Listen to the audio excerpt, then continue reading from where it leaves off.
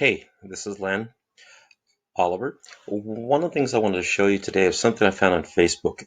It is an amazing small website they call Edpuzzle. Edpuzzle allows you to take YouTube videos and to make them the assessment for them to be placed into the actual YouTube video. Let me explain what I mean by that. Basically, you can choose for the video to pause somewhere along the way, and during that pause, there'll be a small question pop up that the student must answer before the video continues. So you're providing a review ongoing while it is done. Once that is finished, that information and the answers are sent to you so you can tell whether or not the student got the message from the video. And it will also let the student know immediately what they had was wrong and review back that section of the video. First thing I'm going to do is I'm going to show you the teacher version, and then I'm going to show you the student. With the teacher version, you have some that are already pre-made, okay? Or you can go in and create one of your own. So I'm going to go into my curriculum, and I'm going to choose elementary school, and these are some of the ones that are pre-made. The next is my content,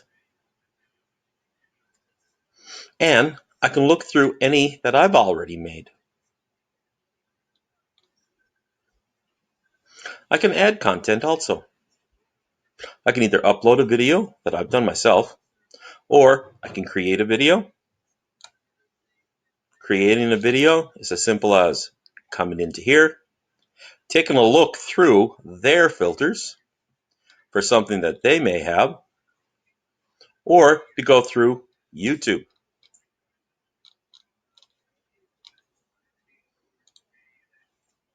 So let's imagine now I wanted to do a simple math video.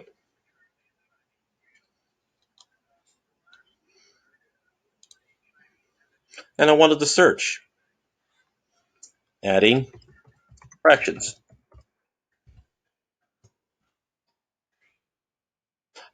Now let's imagine this is the lesson that I wanted.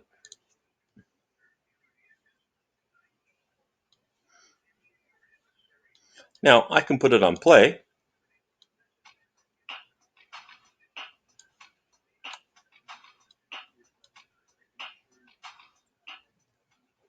Solve the problem 3/5 plus 1/4.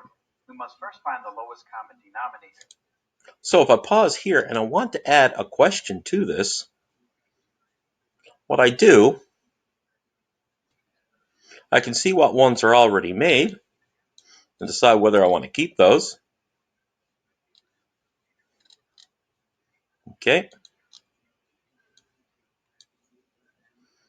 Or I can add ones that I would like.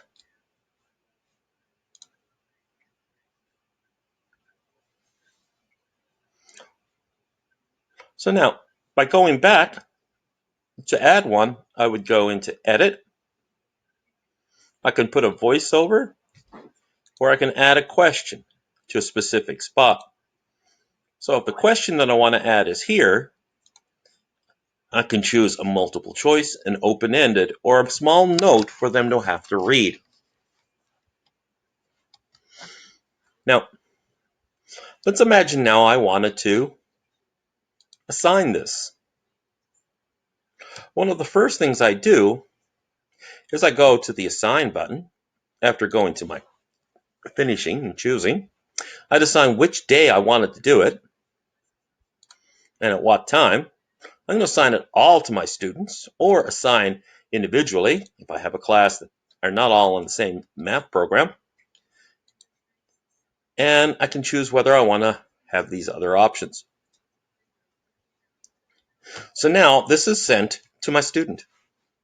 And I'm going to be waiting to see when they turn it in, when they last watched.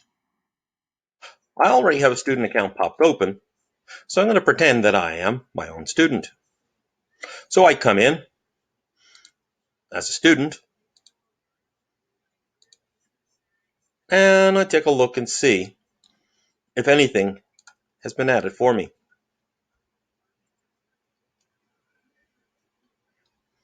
Look through here, I'm on my profile page. Oh, look, Mr. Oliver gave me something. So now I'm taking a look through this and I'm going to play it.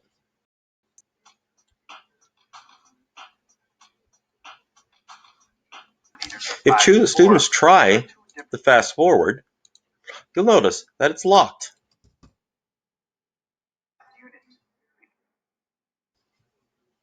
Okay, so here we have the first question. It says, what are the denominators of these fractions?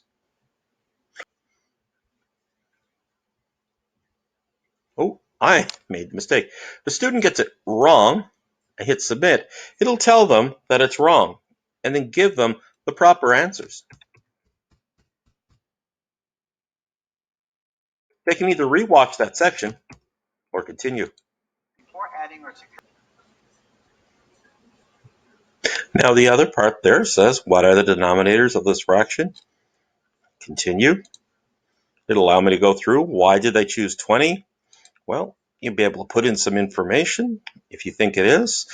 It is the lowest common multiple.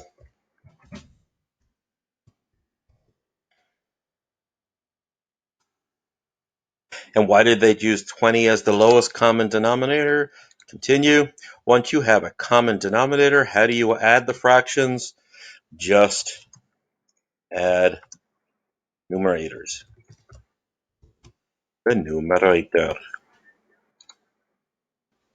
And continue.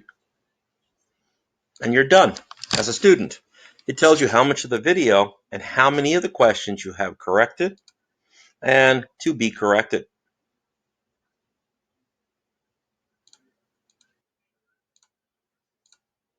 Let's go back to our teacher thing right now.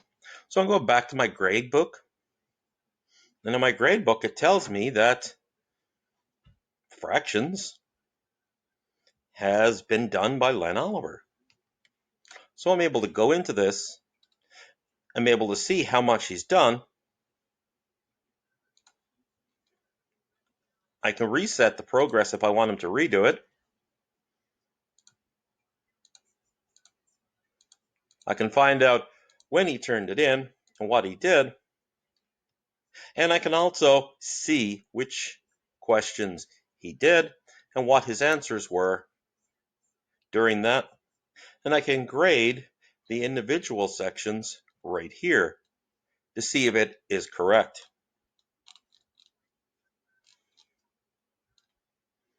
So that one was wrong. I can make a comment here. Do you understand now, or did you get it right the second time? And yep, I like that. So I'm going to give him credit. And yep, that's correct. I'm going to give him credit. I can choose next student. Okay,